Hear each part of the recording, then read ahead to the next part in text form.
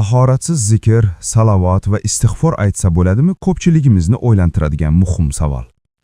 Inson tahoratsiz holda Allohni zikr qilishi, payg'ambarimizga sallallohu alayhi va sallam salovat aytishi yoki istig'for aytishi mumkinmi? Ushbu videoda ustoz Abdulloh domla ushbu masalaga dinimiz ko'rsatmalari asosida aniq va batafsil javob beradilar. Videoda quyidagi mavzular yoritilgan. Tahoratsiz zikr qilish hukmi qanday? Salovat va istig'forda qanday holatlarda aytish afzal? Qaysi amallar uchun albatta tahorat shart? Kundalik hayotda tilimizni zikrga qanday o'rgatish kerak? Do'stlaringizga ham ulashing. Sizning birgina podelitsa tugmasini bosishingiz kimningdir ilm olishiga sababchi bo'lishi mumkin. Savobga sherik bo'ling. Siz bilan bizni yaratgan Parvardigorimiz subhanahu va taolo aytayapti: "Ogoh bo'linglar, ko'zinglarni ochinglar. Inson faqatgina qalbi Allohni zikr qilgandagina orom oladi." Bugun zikr haqida suhbat qilamiz. Alloh taoloni zikr qilishdan ko'ra qalbni ochadigan boshqa amal yo'q. Alloh taoloni zikr qilishdan ko'ra savobi ulug'roq bo'lgan amal yo'q. Demak, insonning qalbini ochilishligi, yuksalishligi Allohning zikriga bog'liq bo'ladi. Alloh taolo Qur'onda marhamat qiladi: "Fazkuruni azkurukum." Ey bandalar, meni eslanglar, meni zikr qilinglar, men sizlarni eslayman. Bilasizlarmi? Yer yuzida bir jannat bor. Allohning zikri degan jannat. Allohning zikri bu yerdagi jannat. Kim mana shu yerda yashab turib shu jannatga kirmagan bo'lsa, oxiratdagi jannatga kirmaydi. Ilm majlisi, Qur'on tilovati, Allohning zikri bo'lgan halqalar. Mana shu zikrda o'tirgan odam jannatga kirgan hisoblanadi yer yuzidagi. Endi yer yuzidagi jannatga kirdimi, inshaalloh oxiratdagi jannatga ham kiradi. Allohning zikri, birodarlar, qalbni toyilishdan, mashaqqatlardan, iztiroblardan qutqarish degani. Allohni zikr qil, birodar. Zikring uni orqasidan keladigan foydalar uchun bo'lib qolmasin. Juda ham nozik nuqta shu. Boshida aytib qo'yay. Allohni zikr qilsang, Allohga yaqin bo'lasan. Maqsad shu bo'lsin. Allohni zikr qilsang, Alloh seni yaxshi ko'radi. Allohni zikr qilsang, uni muhabbatiga erishasan. Mana shu maqsadda zikr qil. Undan keyin keladigan narsalar Allohning hadiyasi deb qara. Ha, mana zikrni moncha aytsam mana qanday bo'lar ekan, duoni moncha o'qisam mana qanday bo'lar ekan degan niyatda aytib qo'ysang, unda adashasan. Allohning roziligi uchun, Allohning muhabbati uchun, Allohga yaqin bo'lish uchun degan niyatda zikr ayt, shu zikring to'g'ri bo'ladi, shundan keyin u zikrning foydalarini ko'rasan. Kim Alloh uchun 40 kun taqvo qilsa, uni tilidan hikmat chashmalari otilib chiqadi degan hikmatni eshitdi bir odam. 40 kun Alloh uchun taqvo qildi nazarida. Lekin 40 kun o'tgandan keyin tilidan hikmat chashmalari otilib chiqmadi. Otilib chiqmadi-yu dedi, sendan otilib chiqmaydi deyildi. Chunki u taqvoni Allohni rozi qilishligi uchun emas, shu hikmat chashmasiga ega bo'lish uchun qilgan edi. Tushunarlimi, birodarlar? O'zi zikrlarda hozir foydalarini aytib beraman. Ayrim zikrlarda xos foydalarni yozib keldim. Ungacha bilib olinglar nima uchun zikr aytish kerakligini. Xulosa, zikrni Allohni rozi qilish uchun aytamiz, undan keyin nima bo'lsa Alloh taoloning fazli. Zikrning asosiy maqsadi shu bo'lsin. Shundan keyin zikrning orqasidan keladigan foydalar, endi u yog'i Alloh taoloning marhamati deb qabul qilasan. Allohni zikr qilish bu yaxshiliklarga, yutuqlarga erishishning eng oson va eng yaqin yo'li. Zikrning nima foydalari, qanday ulkan foydalari borligini bilmoqchi bo'lsang, kitob-u sunnatga nazar sol, shuni o'zi kifoya qiladi. Sen birodar har kuni zikr malhamini olib, sinab ko'rib, shifoga erishgin. Allohni zikr qilish bilan qo'rquv, xavotir, g'am, qayg'u bulutlari tarqaydi. Allohni zikri bilan mashaqqat, kulfat, afsus tog'lari surilib ketadi. Zokirlarning qalblari osoyishta, osuda va xotirjam. Bundan ajablanma. Allohni ko'p zikr qiladiganlarning hayoti osuda ekanligidan ajablanma. Buning o'rniga sen Allohni zikr qilmay yurgan g'ofillar qana qilib yashayapti-kin deb hayron bo'l. Bir kunda bir marta Alloh demaydiganlar bor. Yekkanda bismillah demaydi, o'tirganda bismillah demaydi, Allohni eslamaydi. Allohni zikridan g'ofil bo'lgan insonlar qana qilib hayot kechiryapti-kin, shundan hayron bo'l, birodar. Alloh taolo aytadi: "Amwatun g'ayru ahya." va ma yash'uruna ayyana yub'athun. Ular jonsiz o'lik. Ya'ni nafas olyapti, yuribdi, lekin o'lik. Va qachon qayta tirilishlarini ham sezmaslar. Shuning uchun birodar, qiynalgan bo'lsang hayotda, charchagan bo'lsang, mashaqqatlardan shikoyat qilib yig'layotgan bo'lsang, uni ismini zikr qil. Uni muqaddas ismi bilan duo qil, iltijo qil. Hal ta'lamu lahu samiyya. Unga teng biror zotni bilurmisiz? Birodar, seni qalbingning xotirjamligi Allohni zikr qilishingga bog'liq bo'ladi. Qancha ko'p zikr qilasan, qancha ixlos bilan, qancha bir e'tiqod bilan zikr qilasan, qalbing shuncha xotirjam bo'ladi. Bu meni gapim emas. Bu Alloh subhanahu va taoloning so'zi. Ogoh bo'linglar, qalblar faqat Allohning zikri bilan orom oladi. Hammamiz xohlaymiz bir narsani bilishni. Nima u deng? Allohning huzurida meni qadrim qanaqa ekan? Xohlaymiz-da. Alloh meni qadrlarmikin? Allohning huzurida meni qadrim qanaqa ekan? Bilishni xohlaysan, birodar? Albatta xohlaysan. Buni yo'li bor. O'zingga qarab ko'r. Sen uchun Allohning zikri qaysi o'rinda? Allohning zikr qilishligini qadri senga qanchalar baland? Shunga qarab seni ham qadring belgilanadi Allohning huzurida. Zikr siz uchun qanchalar qadrli? Shunga qarangda, bu yog'ini bilib olavering. Endi tushunyapsan, birodar, nima uchun qalbingda doim siqilish, tashvish, qo'rquv bor? Endi tushunyapsizlarmi, nimaga odamlar shunqa bir siqilib, bo'g'ilib yashaydi? Nima sababdan mana shu narsalar qalblarimizni egallagan? Endi anglayapsizlarmi? Agar bizni ham qalbimiz mana shunaqa siqilishda, istirobda, bo'g'ilishda bo'lsa, demak, buni sababi nima ekan? Allohning zikridan uzoq ekanmiz. Shu muomalaga kirib qolamiz. Endi qutulishning yo'li Allohning zikriga qaytaylik. Voy birodarlar, zikr shunaqa zo'r ibodatki, uni vaqti yo'q. Albatta tahorat bo'lish shart emas, masjidga borish shart emas, yurib ketayotib aytsangiz bo'ladi, o'tirib aytsangiz bo'ladi, yonboshlab olib aytsangiz bo'ladi, aytsangiz bo'ldi. Shunaqa yengilki, shuni ham aytmaymiz-da. Nimaga aytmaymiz? Tillarimizga og'ir. Kishi Allohning zikrini tiliga kelishligi og'ir bo'layotganligi uning qalbidagi nifoq sababidan deyiladi. Tilingizga zikr kelishi qiyin bo'lyaptimi? Majbur qilib bo'g'ib aytyapsizmi? Zikr qilishlik oson emasmi, qiyin bo'lyaptimi? Qalbingizdagi nifoqning belgisi bor deydi ulamolar. Allohning zikri degani Allohga suyanish degani. Unga suyanish degani, ishonish degani, tavakkul qilish, qaytish degani. Allohning zikri degani Alloh haqida yaxshi gumon qilish degani, undan yengillikni kutish degani. Agar duo qilsang, Alloh senga yaqin. Nido qilsang eshitadi. So'rasang ato qiladi. Shuning uchun Allohga zorlan. Duo qil, undan qo'rqin. Sano ayt, hamd ayt, duo qil, istig'for ayt, uni pokiza ismini doim tinimsiz takrorla. Inshaalloh uni madadi bilan saodatni topasan, omonlikni, xursandchilikni, nurni, osoyishtalikni inshaalloh qo'lga kiritasan. Ogoh bo'linglar, qalblar faqat Allohning zikri bilangina orom oladi. Bo'ldi, ertadan shu zikrlarni aytaman degan xulosa bilan chiqib ketish kerak. Tevada 18 ta mavzu o'tdikmi? U bir tomon bo'lsa, bu o'zi bitta alohida tomon. Tushunyapsizlarmi? 18 ta darsimiz bitta pallada, mana shu zikr bitta pallada. O'sha 18 ta o'tgan narsamizni doim yodimizda turishi, o'shunga amal qilishligimiz zikrga bog'liq. Astagfirullah. Fa'atahumullohu thawabad dunya va husna thawabil axirah vallohu yuhibbul muhsinin. Bas mana shunday zokirlarga Alloh dunyoda ham savob, g'alaba, mol davlatni berdi va oxiratda ham go'zal ajrni, jannatni ato qiladi. Kimga? Zokirlarga. Allohni ko'p zikr qiluvchi bandalariga.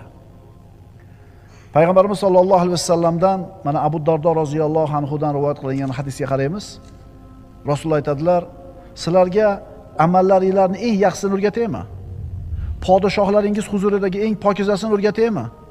Darajalarni ko'taruvchi, oltin, kumushni sarflashingizdan ko'ra yaxshiroq, dushmanga ro'baro bo'lib, sizlar uni bo'yniga qilich urishinglar va ular ham sizlarni bo'yningizga qilich urishidan ko'ra yaxshiroq bo'lgan amalni xabarini beraymi? Ha, deyish sahobalar. Zikrulloh dedilar Rasululloh. Allohning zikri, Allohning zikri. Alloh taolo Qur'onda aytadi: "Va la zikrullohi akbar." Allohni zikr qilishlik eng ulug' amal. Allohni zikr qilish eng ulug' amal. O'lik inson, o'lik uy. O'lik inson nafas olib turib harakatlanayotgan bo'lsa ham o'lik. Qalbingda qo'rquv, xavotir, vahima, siqilish bormi? Bu nima sababdan shular bor, bilasanmi? Payg'ambarimiz sollallohu alayhi vasallam aytadilar: "Masalul ladzi yazkuru robbahu val ladzi la yazkuru robbahu kamasalil hayyi val mayyiti." Buxoriydan. Robbisini zikr qiladigan odam bilan Robbisini zikr qilmaydigan odamning misoli tirik bilan o'lik odamning misoliga o'xshaydi. Nafas olib yurgan bo'lsa-yu Allohni zikr qilmaydigan bo'lsa, bu odam o'lik deyapti payg'ambarimiz. Endi bu o'lik qalbda qanday xursandchilik bo'lsin? Bunaqa o'lik qalbda qanday bir osoyishtalik, sakinat bo'lsin? Bunaqa o'lik qalbda saodat qayerdan bo'lsin? O'li bo'lgan-u bu qalb. O'lik uy. Uy ham o'lik bo'ladi. Garchi ichida odamlar yashayotgan bo'lsa ham. Imom Muslim keltirgan hadisda payg'ambarimiz aytadilar: "Masalul baytillazi yuzkarullohu fihi val baytillazi la yuzkarullohu fihi masalul hayyi val mayyiti." Ichida Alloh zikr qilinadigan uyning misoli va ichida Alloh zikr qilinmaydigan uyning misoli tirik bilan o'ligning misoliga o'xshaydi. Qarang, tirik uy bor ekan, o'lik uy bor ekan. Tirik odam bor ekan, o'lik odam bor ekan. Allohni zikr qilgan odam tirik, Alloh zikr qilingan uy tirik. Endi Allohni zikr qilmagan odam o'lik, Alloh zikr qilinmagan uy ham o'lik, o'likning ichidagi o'liklar. Uyingda birodar baraka yo'qmi? Osoyishtalik, sakinat yo'qmi? Qarab ko'rchi, uyingda Allohning zikri bormikin? Yo'q. Ko'pchilik uylarda Allohning zikri yo'q. Unda nima bor uylarda? Sanaymiz. Konsertlar, futbollar, masxarabozlarning tomoshalari, seriallar, oldi qochdi shoular. Agar seni birodar uyingda faqat shular bo'layotgan bo'lsa, sen qaysi saodatni uyingdan istayapsan, birodar? Bunaqa Allohning zikri bo'lmaydigan uyda qanaqa sakinat bo'lishi mumkin? Axir bu uyga shaytonlar to'lib bo'lgan-u. O'lik uyning ichidagi o'lik odamlar. Bir odam Alloh taolodan duo qilib bir hojatlarni so'raydi. Yana boshqa bir banda Allohni shunaqa ko'p zikr qiladiki, doim tili zikrda, zikr shunaqa band qilib qo'yganki, nimani so'rashligi esdan chiqib qoldi. G'ami, kamchiligi esdan chiqib qoldi. Endi buni holati nima bo'ladi? Rasululloh aytadilar: "Kimni meni zikr qilish o'zining hojatini so'rashdan to'sib qo'ygan bo'lsa, zikrni ko'p aytganligi bilan ovora bo'lib, ko'p zikr aytib, hojatini so'rash esdan chiqib qolsa, bas men unga so'rovchilar so'raydigan narsalardan ko'ra afzalroq narsani ato qilaman." Siz zikrni qilavering-da, indamay qo'ying nima kerakligini. Chunki Robbingiz o'zi biladi sizga nima kerakligini. So'rash ibodat. Zikr ham ibodat. Lekin zikrni qarang-da, ham zikr bo'lyapti, ham so'rash bo'lyapti bir vaqt o'zida. Shuning uchun aytildi-da, "Va la zikrullohi akbar." Allohning zikri eng buyuk amal.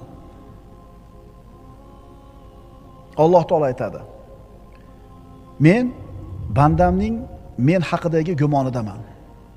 Agar u bandam meni zikr qilsa, men u bilan birgaman. Agar u meni o'zining nafsida zikr qilsa, men ham uni o'z nafsimda zikr qilaman." Alloh sizni zikr qilishi nima, bilasizmi siz? Aqlingiz bavar qiladigan narsa emas. Siz aqlingiz yetmaydi. O'ylang, bir mahallangizda bir odam bor edi yoki billa katta bo'lgan o'rtog'ingiz bor edi. Billa yasharingiz, bir kun kelib prezident bo'ldi. Mamlakatingizning prezidenti bo'ldi. Keyin rosa mansabda cho'qqisida turgan paytda bir intervyusida sizni esladi. Men maktabda o'qigan paytimda falonchi o'rtog'im bo'lardi. Shu mana fandan menga yordam berardi desa, bilasizmi qanday baxtli his qilasiz o'zingizni? Chunki sizni kim zikr qildi? Kim esladi sizni? Prezident. Endi Alloh sizni zikr qilsa, bilasizmi nima bu siz uchun? Bu sakinat, osudalik, barakot, saodat. Agar banda meni o'zini nafsida zikr qilsa, men o'zimni nafsimda zikr qilaman. Agar meni o'sha bandam bir majlisda, maloda, bir jamoat ichida zikr qilsa, men u bandamni ularning majlisidan ko'ra yaxshiroq bo'lgan majlisda zikr qilaman. Maloil a'lo, maloikalarning majlisida zikr qilaman deyapti Alloh taolo. Alloh sizni zikr qilsa birodar, bilasizmi sizga nima bor? Rahmat, qo'llashi, inoyati, panohi degani. Banda Allohni zikr qilsa, Alloh shu banda bilan birga bo'ladi. Alloh siz bilan birga bo'lishini xohlasangiz, Allohni zikr qiling. Qo'llab-quvvatlaydi. Yana nima kerak sizga boshqa? Nima kerak yana sizga boshqa? Allohga sen banda zikrni ko'p aytib, unga yaqin bo'lganing sari Alloh ham senga yaqin bo'lib boraveradi. Payg'ambarimiz aytadilar: "Sabaqal mufarridun." Mufarridlar o'zib ketdi hammadan. Aytishdiki: "Ya Rasululloh, mufarridlar kim?" Rasululloh aytdilar: "Az-zakirunalloha katiran va zakirat." Imom Muslimdan. Allohni ko'p eslaydigan erkaklar, Allohni ko'p eslaydigan ayollar. Mana shular o'zib ketishdi. Hamma narsada o'zib ketishdi. Mana endi zikrda qanchalar muhim narsa ekanligi va qanchalar oson, qulay narsa ekanligi, maqsadimizga yetkazadigan eng oson va qulay yo'l ekanligini tushundik. Mana endi ayrim zikrlarning fazilatini aytib beraman. Nimaga aytmayapman shu zikrni men deysiz? Abu Umoma Bohiliy roziyallohu anhuning hadisi. Abu Dovuddan keltiriladi. Kunlari birida Abu Umoma Bohiliy roziyallohu anhu masjidda namozdan bir tashqari vaqtda ko'p o'tiradigan bo'lib qoladi. Rasululloh buni kuzatib turib: "Ey Abu Umoma, nimaga bu ko'p o'tiribsiz namozdan tashqari vaqtlarda?" deganida hali sahoba boshini egib o'tiribdi-da: "Ya Rasululloh, g'amlarim ko'p, qarzlarim ko'p" deydi. Kimi g'ami yo'q? Kimi g'ami yo'q? Boyda ham, kambag'alda ham g'ami bor. Kambag'al qarzni to'lamay g'amda bo'lsa, boy haqini undira olmay g'amda. To'g'rimi? Rasululloh aytdilar: "Men sizga shunday bir kalimalarni o'rgataymi? Agar ularda aytsangiz, Alloh g'amlaringizni ko'taradi, qarzlaringizni uzadi." Endi qanday? Shu gapni gapirib qo'ysanglar, g'am hal bo'lib, qarz uzilib qoladimi? O'shuning uchun biz odamlarga bu zikrlarda foydasi yo'q-da. Ularning iymoni zaif, ularning iymoni sust. Undan ko'ra $1000 berganingiz yaxshi uni qo'liga. Narxini olishni xohlaydi. Mana shu yerda mo'minni mo'min emas odamdan farq ajraydi-da. O'rgating yo Rasululloh dedi. Rasululloh aytdilar, shunday deng: "Allohumma inni a'udhu bika minal hammi wal hazan va a'udhu bika minal ajzi wal kasal va a'udhu bika minal jubni wal bukhl va a'udhu bika min ghalabati ad-dayni va qahri ar-rijal." Haligi sahoba eshitdi, yodladi va aytib yurdi. Hech qancha vaqt o'tmadi, Alloh g'amlarimni ham ko'tardi, qarzlarimni ham uzdi deydi. Endi aytamiz, chunki g'am hal bo'lar ekan, qarz uzilar ekan. Lekin boshida aytdik darsimizni.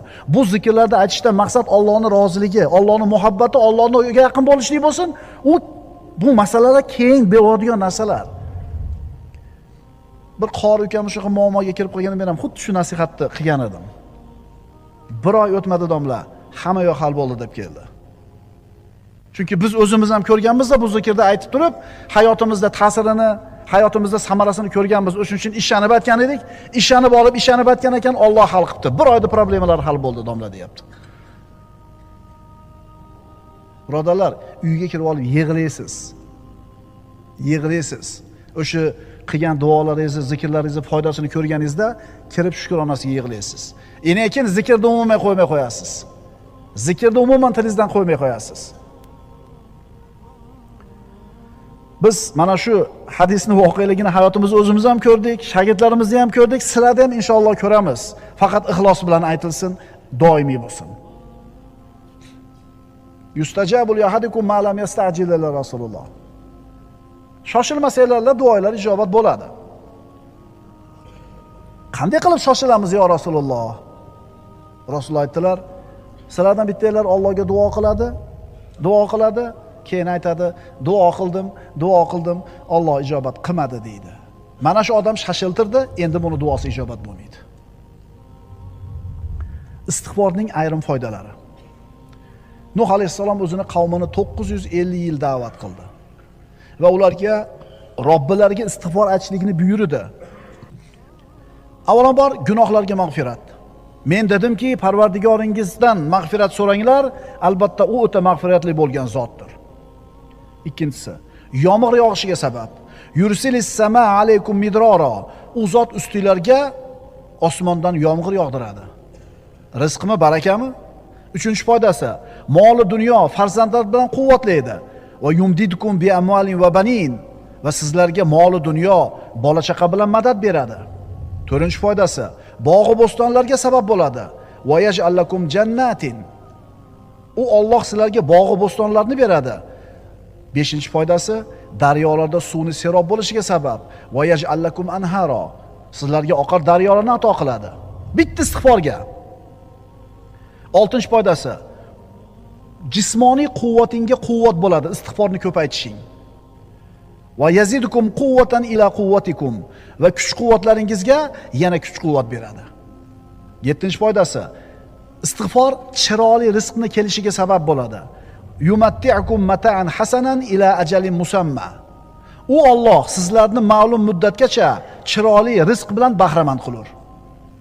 8-foydasi, har bir fazl egasining fazliga erishishiga sabab bo'ladi. Va yu'ti kulladhi fadlin fadlahu. Va har bir yaxshilik sohibiga yaxshilik mukofotini berur. 9-si, balolarni daf bo'lishiga sabab bo'ladi istig'for. Va ma kana Allohu mu'azzibahum va hum yastaghfirun. Modomiki ular istig'for aytib turar ekan, Alloh ularni hargiz azoblamaydi. Sanab chiqamiz, kelinglar. Istig'forning birinchi foydasi gunohlarga mag'firat. Yomg'ir yog'ilishiga sabab, moli dunyo, bola chaqa, bog'i bo'ston, daryolar, quvvat, chiroyli rizq, har bitta fazl egasi fazlini oladi, balolarni daf bo'lishi. Bitta istig'for uchun. Yana nima kerak sizga? Yana nima kerak? Nimada yuribsiz o'z ko'chada? Bola, chaqa, tirikchilik, hammasi istig'forning ichida turibdi. Quvvatda yurmayapsiz ko'chada. Quvvat ishida ekan. Daryo, yomg'ir, bog'roq nimani evaziga berilyapti? Voy, men nima qilib yuribman istig'for etmasdan degan hayol keldimi kallanglarga? Astagfirullohal azim va atubu ilayh. Astagfirulloh va atubu ilayh. Astagfirulloh. Qaysinisi tilingizga qulay? Ketkuchi aytib keting shuni mashinada uyingizga. Ishga ketkuchi aytib keling. O'tirib ayting, turib ayting, ishga ketayotib ayting, yurib ketayotib, kiyinayotib ayting, zikr ayting birodar. Bilasizmi zikr nimaga o'xshaydi? To'ydagi gul qurishni boshlaganda suv qo'yasiz, u gul yashnaydi. Ana shu gul siz bilan bizning qalbimiz. Ana shu quyilayotgan suv Allohning zikri. Shuning uchun aytdik, Allohni zikr qilayotgan odamning qalbi xotirjam, osoyishta bo'lganiga hayron bo'lma. Allohni zikr qilmayotganlar qana yashayotganiga hayron bo'l. Salovatning foydalari. Payg'ambarimiz Muhammad Mustafa sallallohu alayhi vasallamga salovat aytishning foydalari. Rizqni keng bo'lishi, hojatlarni ravo bo'lishida Rasulullohga salovat aytishlikning fazilati. Odamlarning ko'pi mana shu haqiqatdan bexabar. Salovat aytsa, hamma muammolar hal bo'lishligidan bexabarligi uchun salovatga beparvo. Qaytarib aytaman. Payg'ambarimizga salovat aytishlik hamma muammolarni hal bo'lishligini sababi. Insonlarda aqli yetmaydigan, insonlarda qo'lidan kelmaydigan masalalarni hal bo'lishi ham salovatga bog'liq. Ishonasizmi, birodar? Ishoning. Qanday endi men Allohumma solli ala sayyidina Muhammad deb yursam, problema seniki hal bo'lmaydi. Seniki hal bo'lmaydi million marta aytsang ham, chunki iymon yo'q. Endi u problema hal bo'lish uchun aytyapsan, o'sha uchun ham hal bo'lmaydi seniki. Avvalambor Muhammad Mustafa sallallohu alayhi vasallamga salovat aytishlik Allohning buyrug'i. Astagfirullah. Innalloha va malaikatahu yusalluna alan nabiy. Ya ayyuhallazina amanu sallu alayhi va sallimu taslima. Albatta Alloh ham salovat aytadi payg'ambarga, malaikalar ham aytadi salovat payg'ambarga va ey mu'minlar, sizlar ham payg'ambarga salovat aytinglar. Qarang, Alloh taolo o'zi aytayapti salovatni. Tushunyapsizlarmi qanaqa ulug' ibodat bu? Ubay ibn Ka'bning hadisiga murojaat qilamiz. Ubay ibn Ka'b mushtahid sahobalardan bo'lgan. Eng peshvo ilmdagi sahobalardan bo'lgan. o'zini qiladigan duolari bo'ladi kunda. Ya Rasululloh, shu duolarim ichidan qanchasini sizga salovat qilay dedi. Duo qiladi, qanchasi sizga salovat bo'lsin dedi. Rasululloh aytdilar, qancha ko'p bo'lsa shuncha yaxshi. Yarmini qilaymi, 3dan 1ni qilaymi? Payg'ambarimiz qancha ko'p bo'lsa shuncha o'zingga yaxshi deurdilar. Shunda Ubay ibn Ka'b aytdiki, unday bo'ladigan bo'lsa, hamma duoyimni sizga salovat qilib olaman dedi. Faqat salovat aytaman dedi. Mukofotni qarang. Rasululloh aytdilar, idan tukfa hammaka va yughfardan buka. Unday bo'lsa, bu ishingiz g'amlaringizga kifoya qiladi, gunohlaringizni mag'firat bo'lishiga sabab bo'ladi dedilar. Salovatni qancha ko'paytsang, muammoing qolmaydi deyapti. Imom Bayhaqiy Shu'abul Iymonda Anas ibn Malikdan keltirilgan hadisda aytadi, kim payg'ambarimiz sollallohu alayhi vasallamga 100 ta salovat aytsa, Alloh taolo mana shu bandani 100 ta hojatini ravo qiladi. 70 tasi oxirat hojatlaridan bo'ladi, 30 tasi dunyo hojatlaridan bo'ladi. Kim payg'ambarimiz sollallohu alayhi vasallamga 100 ta salovat aytsa, Alloh taolo mana shu bandani 100 ta hojatini ravo qiladi. 70 tasi oxirat hojatlaridan bo'ladi, 30 tasi dunyo hojatlaridan bo'ladi. Kunda bitta hojatingiz ravo bo'lsa, o'zi qanaqa xursand bo'lib ketasiz-a? Ertaman chiqib kech-kech yurasiz, bitta problemangizni hal qilib kelsangiz, bugungi kunim yaxshi bo'ldi. Bitta problemamni nima qilib oldim? Robbing 30 ta muammoini hal qilib beradi. Agar salovat aytsang 100 marta. Muhammad alayhisalomga salovat aytishning samaralari. Salovatni ko'paytgan odamga savoblari 10 barobar ko'paytiriladi. Darajasi 10 barobar ko'tariladi. 10 ta gunoh o'chiriladi. Qiyomatda shafoatga ega bo'ladi. Alloh taolo uning g'amlariga o'zi kifoya qiladi. Maloikalar unga salovat aytadi. Allohning amrini bajo keltirgan bo'ladi. Duolarning ijobati bo'lishiga sabab bo'ladi. Mo'min kishi salovatni ko'paytar ekan, baxilligidan omon bo'ladi. Baraka kelishiga sabab bo'ladi. Qiyomat kuni bandani qadami sobit bo'ladi. Allohga yaqin bo'ladi. Dunyo oxiratda maqsadiga erishadi. Rahmat eshiklari ochiladi. Payg'ambarga salovat ko'paytgan kishiga payg'ambarimizga bo'lgan muhabbati isboti topiladi.